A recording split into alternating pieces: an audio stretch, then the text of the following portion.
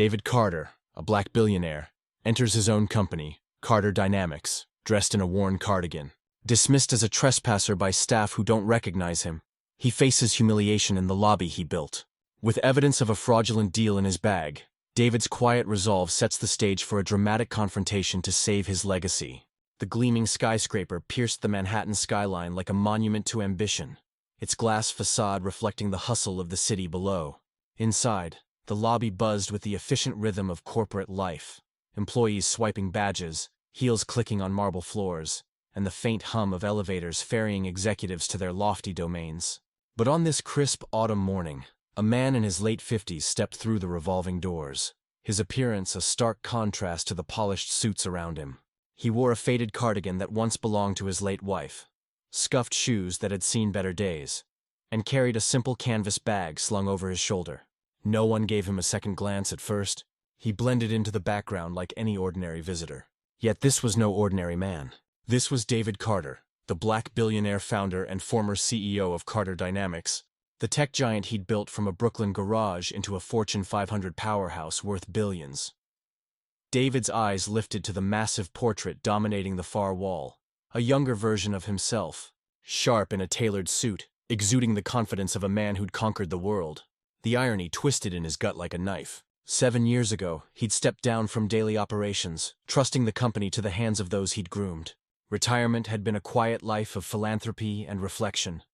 But a late-night call from Sarah, his loyal head of legal, shattered that peace. "David, they're selling the ion battery tech, your life's work, for a fraction of its value. Kickbacks, fraud. You need to see this." The evidence in his bag burned like a fuse, a ticking clock to a board vote that could erase his legacy in hours. He had to reach the executive floor, expose the betrayal. But first, he had to get past the gatekeepers who'd forgotten his face, or perhaps never truly seen it. Approaching the reception desk, David's voice was calm, measured. "Good morning. I need access to the executive floor. Urgent matter regarding company integrity." The young receptionist, Ashley, barely looked up from her screen, her eyes flicking over his attire with a dismissive scan. "Do you have an appointment?" she asked, her tone laced with practiced indifference. "No, but it's time-sensitive. Please contact Sarah in legal." She pursed her lips, shaking her head. "Policy is clear. No exceptions." As she returned to her typing, security guard Jake approached, hand resting on his belt, eyes narrowing with suspicion. "Sir, step back from the desk." David stood firm, his gaze steady. "I built this place. I need to speak with leadership." Jake's response was sharp, edged with condescension. "No appointment, no entry. This isn't a shelter, old man." Snickers rippled from behind the desk, heads turning in the lobby. The words hung heavy, a public humiliation in the house David had constructed brick by brick. But David didn't flinch. This wasn't just about access. It was a test of the culture he'd left behind. If a black man in humble clothes could be so easily dismissed here, what did that say about the empire he'd entrusted? The canvas bag sagged with proof of embezzlement, a shady deal orchestrated by his own CFO, Gregory Stone, to sell core technology for pennies while lining his pockets. Time was slipping away. The contract loomed. Yet as whispers spread and phones began to emerge, David let the moment unfold. This exposure of bias, this raw display of judgment based on appearance, race, and age, it was the real evidence. In minutes it would go viral, but for now, it was the spark that could either ignite his return or burn everything down. Who would believe a trespasser could save a billion-dollar company? The answer was about to unfold in ways no one expected. The lobby's tension thickened like storm clouds gathering. Marcus, the lobby manager, strode in with wireless earbuds and a tailored vest, assessing the scene without meeting David's eyes. "What's the issue?" Jake briefed him quickly. Marcus turned, his gaze performing that quick calculus. Cardigan, shoes, skin tone. "Sir, this is a corporate facility. Use the hotline for concerns." David's response was quiet but weighted. "I need direct access to the board." Marcus waved him off. "Schedule it properly, that's how we do things here." The ache of familiarity hit David. He'd faced this gatekeeping before, from investors who saw only his race, not his vision. Now, in his own building, history repeated. But as a young IT employee, Jamal recognized him from afar and raised his phone. The tide began to shift. "That's Mr. Carter, the founder." The words pierced the air, setting off a chain reaction. In this hook of humiliation, David's true power was about to emerge, turning dismissal into destiny. David Carter wasn't born into wealth or handed opportunity on a silver platter. In the late 1970s, he was a lanky kid from Brooklyn, tinkering with electronics in his mother's cramped apartment, the son of a schoolteacher and a bus driver. His fascination with energy storage sparked young. When he was 12, he built a makeshift battery from scrap metal and household chemicals, nearly setting his bedroom on fire. That spark became an obsession, fueled by nights studying physics textbooks borrowed from the library, and days dodging skeptics who told him a black kid from Bed-Stuy didn't belong in tech. By his early 20s, he'd earned an engineering degree from Howard University, funded by scholarships and late-night diner shifts, and started sketching ideas for a revolutionary ion battery that could power the future. In 1985, David founded Carter Dynamics in a rented garage with 5 friends, all young, hungry, and underestimated. They worked 20-hour days, fueled by pizza and a shared belief they could outsmart the giants. Investors laughed him out of boardrooms. 47 rejections in 2 years, each one citing market fit or risk profile, code for their discomfort with a black founder who didn't look the part. But David's persistence was relentless. A small grant from a community fund gave them just enough to build a prototype, and by 1990, their ion battery tech powered a startup's electric vehicle, earning their first contract. From there, Carter Dynamics exploded, scaling to a global leader in renewable energy tech, with David as the visionary CEO who turned skeptics into believers.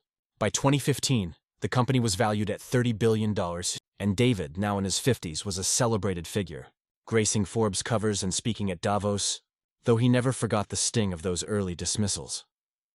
Retirement came in 2018, not out of exhaustion but a desire to give back. David stepped back from operations, handing the reins to a hand-picked team, including CFO Gregory Stone, a polished Wharton grad who joined a decade earlier. David trusted Gregory's numbers-driven approach, believing the company's culture, built on fairness, innovation, and inclusion, would endure. He spent his days funding scholarships for BIPOC students and mentoring young entrepreneurs. His wife's cardigan a quiet tribute to her memory after her passing. But the company he left behind began to drift. Under Gregory's influence, cost-cutting measures axed diversity programs, and a slick, profit-first ethos replaced the community David had nurtured. He didn't see it until Sarah's call. Sarah, head of legal since the early days, had been digging into a proposed deal to sell Carter Dynamics' ion battery division to Tech Global for $2.3 billion. The number was absurdly low. Market estimates pegged the tech at $28 billion. Late-night emails and encrypted files revealed Gregory's plan. A quick sale, a hidden kickback to an offshore account, and a board too distracted to notice. Sarah's voice shook as she laid it out. "David, they're betting you won't show up. The vote's in 12 hours. David didn't hesitate. He grabbed a USB drive with Sarah's evidence, slung his canvas bag over his shoulder, and headed to the headquarters he hadn't visited in years. The portrait on the wall, the one of him at 40, was a reminder of what he'd built and what he stood to lose. His return wasn't about ego. It was about accountability. David had always believed a company was more than its stock price. It was a reflection of its people. If Carter Dynamics had forgotten that, it wasn't just a betrayal of him. It was a betrayal of everyone who'd believed in its mission. The lobby confrontation wasn't planned, but as he stepped into the building, he knew it would test the culture he'd left behind. Every rejection he'd faced in his career, bankers, investors, industry gatekeepers, had taught him one thing. Barriers were built by those who feared what you could become. Now, standing in his own lobby, he felt that familiar resistance, the weight of being unseen. But this time, he had the evidence, the experience, and the resolve to turn invisibility into power. The Manhattan morning was crisp, the kind that sharpened the edges of ambition. David Carter stepped out of a yellow cab, his canvas bag heavy with purpose. The Carter Dynamics headquarters loomed before him, a 50-story testament to his life's work, its glass exterior catching the sunrise in a blaze of gold. He adjusted his late wife's cardigan, its frayed cuffs a quiet rebellion against the corporate polish inside. 7 years had passed since he'd walked these halls, and the weight of absence pressed against him. He wasn't here to reminisce. He was here to save what he'd built. The USB drive in his bag held proof of a betrayal that could gut the company by noon. A $2.3 billion deal to sell his ion battery tech, orchestrated by CFO Gregory Stone for a fraction of its worth, with millions siphoned to offshore accounts. David pushed through the revolving doors, stepping into a lobby that felt both familiar and foreign. Marble floors gleamed under recessed lighting, and a massive portrait of his younger self, sharp suit, steady gaze, hung on the far wall, a relic of his CEO days. Employees hurried past, badges flashing, none sparing him a glance. He was invisible here. A black man in his late 50s, dressed like he'd wandered in from a thrift shop. The thought stung, but he buried it. This wasn't about pride. It was about exposing a rot that had taken root in his absence. He approached the reception desk, where Ashley, a young woman in her 20s, typed with mechanical efficiency. Her nameplate gleamed, her nails clicked against the keyboard, and her eyes didn't lift as he spoke. "Good morning," David said, voice steady as stone. "I need access to the executive floor. It's an urgent company matter." Ashley's gaze flicked up, scanning his cardigan, his scuffed shoes, his unassuming presence. "Do you have an appointment?" Her tone was flat, a gatekeeper's reflex. "No, but it's time-sensitive. Please contact Sarah in legal." Ashley's lips pursed, a faint sigh escaping. "Policy is clear. No exceptions." She returned to her screen, dismissing him as easily as one swipes away a notification. David's jaw tightened, but he didn't waver. "This concerns the board. I need you to make that call." Her eyes narrowed, irritation creeping in. "Sir, there's an online portal for complaints. Use it." Before David could respond, Jake, a security guard with a hand on his belt, approached. David recognized him faintly. Years ago, he'd signed off on Jake's hiring, a formality and a stack of approvals. Jake didn't recognize him now. "Sir, step away from the desk," Jake said, his voice carrying an edge of authority. David held his ground, canvas bag still slung over his shoulder. "I'm here to speak with senior management. This is my company." Jake's eyebrows shot up, a smirk tugging at his lips. "Your company? No appointment, no entry. This isn't a shelter, old man."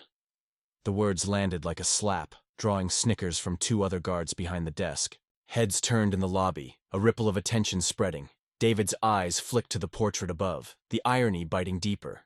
The man on the wall was celebrated. The man in the lobby was a nuisance. He could end this now, reveal his identity, watch them scramble. But that wouldn't fix the problem. The problem was the culture that let this happen, that judged worth by appearance, that forgot its roots. "I have information the board needs to see," he said calmly. "Call Sarah in legal." Ashley rolled her eyes, tapping her screen. "Miss Sarah doesn't do walk-ins. Use the portal." The portal David had designed to streamline access now locked him out. A bitter twist, Marcus Webb, the lobby manager, appeared. His tailored vest and wireless earbuds screaming middle management. He didn't look at David, addressing Jake instead. "What's going on?" Jake gestured. "Gentleman wants executive access. No appointment." Marcus finally turned, his eyes performing the same calculation Ashley had. Age, attire, race. "Sir, this is a corporate facility," Marcus said, voice clipped. "If you have concerns, there's a compliance hotline." David's response was quiet but firm. "I need to speak with leadership directly." Marcus's hands shot out, not touching but crowding David's space. "You're not harassing our staff. Leave now, or security will remove you." The lobby quieted, employees pausing, some uncomfortable, others curious. David stood still, letting the moment expose itself. This wasn't just about him. It was about every person dismissed for not fitting the mold. His bag held evidence of fraud, but the real betrayal was unfolding right here. A system that failed to see value beyond appearances. "What's your name?" David asked Marcus, his voice steady. Marcus blinked, caught off guard. "Marcus Webb, lobby operations manager. And you're leaving." David nodded, memorizing it. "Remember this moment, Mr. Webb. You'll understand soon." A voice broke through. "Wait, that's Mr. Carter." Jamal Rodriguez, mid-20s, IT badge clipped to his belt, stood near the stairwell, phone raised. His grandmother had cleaned offices in this neighborhood for decades, telling him stories of black entrepreneurs like David, who built empires against the odds. Jamal had studied Carter's ion battery patent at Howard, written his thesis on it. Seeing him treated like this sparked something fierce. "Jamal, workstation now," Marcus snapped. But Jamal held his phone higher, recording. "That's David Carter, the founder. He's literally on the wall behind you." The lobby froze, whispers erupting. Marcus's face flushed. So now he's impersonating people? Carter retired years ago and doesn't dress like this. The condescension dripped, but phones were rising, capturing everything. David stood rooted, his composure a quiet storm, waiting for the truth to break through. The lobby of Carter Dynamics pulsed with a tension that felt like a held breath. David Carter stood at its center, a black man in a worn cardigan, canvas bag slung over his shoulder, facing a wall of skepticism. Marcus Webb, the lobby manager, loomed with a mix of irritation and authority, his tailored vest a stark contrast to David's unassuming attire. Jake, the security guard, hovered nearby, hand still on his belt, his earlier smirk replaced by a flicker of uncertainty. Ashley, behind the reception desk, typed furiously, as if her screen could shield her from the growing unease. The massive portrait of a younger David Carter stared down from the wall, a silent witness to the unfolding drama. Employees lingered at the edges, some clutching coffee cups, others pulling out phones, sensing something seismic was about to break. Marcus's voice cut through the hum. "You're causing a disturbance, sir. Leave now, or we'll escort you out." His tone carried the weight of someone used to being obeyed, but David didn't budge. "I'm here to protect this company," he said, his voice low but carrying a gravity that made a few onlookers pause. "Call Sarah in legal. She'll confirm who I am." Marcus laughed, a harsh bark. "You're not calling the shots here. Fortune 500, not a charity drop-in." The jab drew a few nervous chuckles from the crowd, but others shifted uncomfortably, sensing the cruelty in his tone. David's eyes met Marcus's, unflinching. "You're making assumptions based on appearance. That's the real problem here." Jake stepped closer, his hand twitching toward David's arm. "Let's go, sir." Before he could make contact, Jamal Rodriguez's voice rang out again, sharper now. "Check the wall, Marcus. That's David Carter." Jamal held his phone steady, live streaming to the company's internal network. His hands shook with adrenaline, but his conviction held firm. He'd grown up hearing his grandmother's stories of men like David, black trailblazers who'd fought for every inch of success. "I wrote my thesis on his battery tech," Jamal said, stepping forward. "That's the founder, and you're treating him like trash." The crowd murmured, phones rising higher, some now streaming to social media. Marcus's face reddened, his confidence cracking. "Carter retired 7 years ago. He doesn't show up looking like this." He gestured at David's cardigan with open contempt, the word "this" dripping with disdain. The lobby's atmosphere shifted, a mix of shock and shame rippling through. Linda Vasquez, a senior accountant who'd been with the company 12 years, stood near the elevators, her eyes welling up. She remembered when Carter Dynamics felt like a family, when David walked the floors, knowing everyone's name. Seeing him now, dismissed in his own building, hit her like a betrayal of everything they'd once stood for. David remained still, his face composed, letting the scene unfold. He could reveal himself, end this charade, but he wanted the system to expose itself first. The prejudice, the snap judgments, they were symptoms of a deeper rot, one he'd failed to address before retiring. "I have evidence the board needs to see," he said, his voice cutting through the noise. "A deal that's about to destroy this company." Marcus scoffed, but a flicker of doubt crossed his face. "You're impersonating someone. Leave or I call the police." The threat hung heavy, but David didn't flinch. "Call them. But first, call Sarah." Before Marcus could respond, the executive elevator chimed. Sarah burst out, hair disheveled, breathing hard from sprinting down emergency stairs. Her eyes locked onto David, then Jake's hand hovering near his shoulder, and finally Marcus's defiant stance. 25 years of measured professionalism shattered. "Get your hands off him!" she shouted, her voice echoing across the marble. The lobby froze. Jake's hand dropped, and Marcus took a step back, his bravado faltering. "Sarah, what's going on?" he stammered. She didn't look at him, her gaze fixed on David. "That man you're treating like a trespasser is David Carter, the founder, chairman of the board, the man who built every inch of this place." Silence crashed down. The lobby of Carter Dynamics was a pressure cooker, the air thick with shock and anticipation. David Carter stood at its heart, a figure of quiet resolve in his late wife's cardigan, his canvas bag heavy with evidence of betrayal. Marcus Webb, the lobby manager, stood frozen, his earlier bravado crumbling under the weight of Sarah's revelation.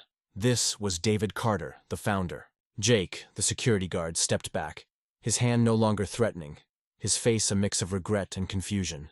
Employees crowded closer, phones still recording, the hashtag Charles Carter Returns trending on social media. The massive portrait of a younger David loomed above, a silent judge of the chaos below. Sarah, head of legal, was a storm of fury and purpose. Her eyes locked onto Marcus. "You've made a catastrophic mistake," she said, her voice low but cutting. "This man holds 34% of this company and the moral weight of its founding. You treated him like a stranger." Marcus stammered. I followed protocol." Sarah's glare silenced him. "Your protocol is broken if it can't recognize the man who built this place." She turned to the crowd, her voice rising. "This is what happens when we prioritize appearances over truth. We've lost our way." Before Marcus could respond, the executive elevator chimed again. Gregory Stone, the CFO, stepped out, flanked by Vice Presidents Richard Wells and Kevin Heng. Gregory was corporate Polish personified. Armani suit, perfect hair, a smile practiced for boardrooms. But his eyes betrayed a flicker of calculation as they swept the scene. The crowd, the phones, the man in the cardigan. He'd orchestrated the $2.3 billion deal to sell Carter Dynamics ion battery tech, betting David would stay retired. Now that bet was unraveling. Marcus, situation? Gregory's voice was smooth, authoritative. Marcus, relieved, gestured at David. This individual refuses to leave. I was handling it. Gregory's gaze settled on David, and for a split second, recognition flashed. Then was buried under a mask of control. Thank you, Marcus. I'll take it from here. He addressed the crowd with practiced calm. Everyone, back to work. Routine security matter. But Kevin Hang, pale and uneasy, stared at David. Gregory, I think... Gregory cut him off with a sharp gesture. Kevin, we have the tire. He turned to David, his tone patronizing. Sir, I understand you have concerns, but this isn't how to address them. Use proper channels, or I'll have security escort you out. Sarah stepped forward, her voice like steel. Gregory, that's David Carter, the founder, the chairman emeritus. The crowd gasped, a collective inhale that shifted the room's gravity. Gregory's smile faltered, but he recovered quickly. Sarah, that's impossible. Mr. Carter retired 7 years ago. If this is him, where's his team? Why show up unannounced, dressed like... He trailed off, the insult hanging in the air. David spoke, his voice cutting through the tension. Retirement from operations, Mr. Stone, not ownership. I have every right to be here when this company's integrity is at stake. He held up the USB drive. This contains evidence of a contract you signed last night. A sale of our ion battery tech for $2.3 billion. Market value, $28 billion. The lobby erupted in murmurs. Gregory's jaw twitched, but his composure held. That's a strategic partnership, negotiated with board oversight. David's eyes narrowed. It's embezzlement. I have emails about your offshore kickbacks. Richard Wells stepped back, his face pale. Kevin closed his eyes, shoulders sagging. The crowd was a live wire now, phones capturing every word. Jamal's stream was blowing up, comments flooding in from employees worldwide. Sarah's voice was ice. Conference room 40. The board's assembling. Now. Gregory's mask slipped, a muscle jumping in his cheek. You can't prove anything. You've been gone for years. David's expression didn't change. I know fraud when I see it. So will the FBI. The words landed like a gavel, and the crowd's energy shifted from shock to outrage. Linda Vasquez, the accountant, wiped tears from her cheeks, thinking of the company's early days, when David's vision had inspired them all. Now, that vision was under attack, and she felt the weight of their collective failure. Gregory tried to pivot. This is a misunderstanding. Let's discuss this privately. But Sarah was already moving, gesturing to security. Not Jake, but 2 new guards who'd appeared. Escort Mr. Stone to the boardroom. He's not leaving until this is resolved. Gregory's eyes darted to the crowd, the phones, the growing chaos. He understood the optics were catastrophic. Everyone disperse, he said, his voice losing its polish. But no one moved. Jamal kept recording, his hands steady despite the adrenaline. Linda stepped closer, her voice soft but firm. Mr. Carter, we didn't know. I'm so sorry, David raised a hand gently. You didn't know because the culture failed you. That ends today. As Sarah led the way to the elevators, David followed, the canvas bag still heavy on his shoulder. Gregory, Richard, and Kevin trailed behind, their confidence unraveling with every step. The crowd parted, some whispering apologies, others filming in stunned silence. The elevator doors closed, sealing the group in a tense ascent to the 40th floor. Outside, the hashtag #CarterReturns was trending nationally, clips of the lobby confrontation going viral. David's return wasn't just a personal reckoning. It was a public exposure of a company and an industry that had lost its way. The real showdown was about to begin. The 40th floor boardroom of Carter Dynamics overlooked Manhattan through floor-to-ceiling windows. The city's skyline, a glittering backdrop to the storm brewing inside. 6 board members sat around the polished mahogany table, their faces a mix of confusion and concern. Margaret Thompson, a black woman in her 60s who'd been with David since the company's Series B funding, rose as he entered, relief breaking through her composed exterior. David, she said, voice thick with emotion. We had no idea. David raised a hand gently. You weren't supposed to know. If Gregory had warning, the evidence would have disappeared.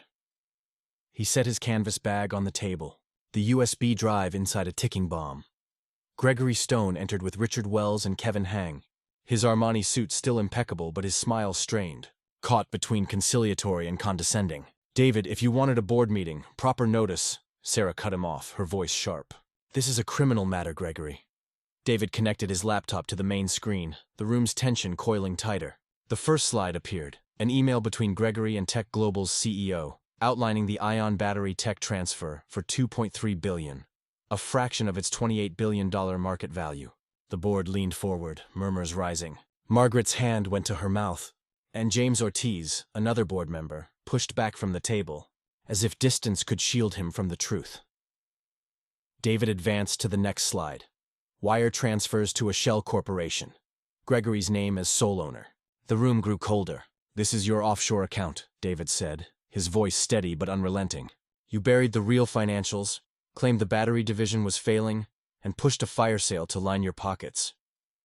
Gregory gripped the table, his composure fraying. That's a performance incentive, standard in deals this size. I was disclosing after closing. David played a recorded call, Gregory's voice filling the room. We both know this tech is worth 10 times what we're putting on paper. Price it at market and the board slow walks approval. This way we close fast. I get my fee, you get exclusive rights. The Tech Global CEO's reply was smug. Everyone wins, except Carter's shareholders. The boardroom erupted. Margaret stood, shaking with fury. You were stealing 30 years of research, selling it for pennies. Gregory's voice rose, defensive. The market's changing. Battery tech is commoditizing. I was protecting shareholder value. David's response cut like a blade. You were protecting yourself. The battery division made $900 million last quarter, highest margin in the company. You faked the reports to justify this. He showed 2 financials, Gregory's doctored version and the secure backups. The contrast was damning, $900 million in revenue versus a reported $200 million loss. Kevin Hang spoke, his voice barely above a whisper. Gregory said it was legitimate. The board signed off. I didn't know. David looked at him, disappointment outweighing anger. You didn't ask questions, Kevin. In a position of trust, that's as bad as knowing. Margaret's tears spilled over. We should have paid closer attention. When you retired, we got complacent. David shook his head. This isn't on you, Margaret. It's on me. I assumed my values would outlast my presence. That was naive. Sarah placed a folder on the table. Legal filed a criminal complaint with the FBI an hour ago. SEC's been notified. I've drafted terminations for Gregory Stone, Richard Wells, and Kevin Hang, effective immediately. Kevin's head snapped up. I cooperated! I gave you the files. Sarah's voice softened, but not much. You stayed silent while this happened. That's disqualifying. Gregory's composure shattered, his voice rising. You can't do this! I have contracts, severance! David leaned forward, his tone absolute. You committed fraud. Your contracts are void. Resign quietly and cooperate, or face 15 years in federal prison. Gregory stared, fear replacing his arrogance. I didn't think you cared anymore. You left. David's eyes hardened. You mistook absence for apathy. I never stopped caring. He straightened. Sarah, execute the terminations. Margaret, call an emergency shareholder meeting for Monday. We're restructuring governance from the ground up. The board nodded, some in shock, others with grim resolve. Gregory's hands shook as he... The fallout at Carter Dynamics was swift and seismic. By noon, Gregory Stone was escorted from the building, hands trembling, a box of belongings under one arm, flanked by FBI agents.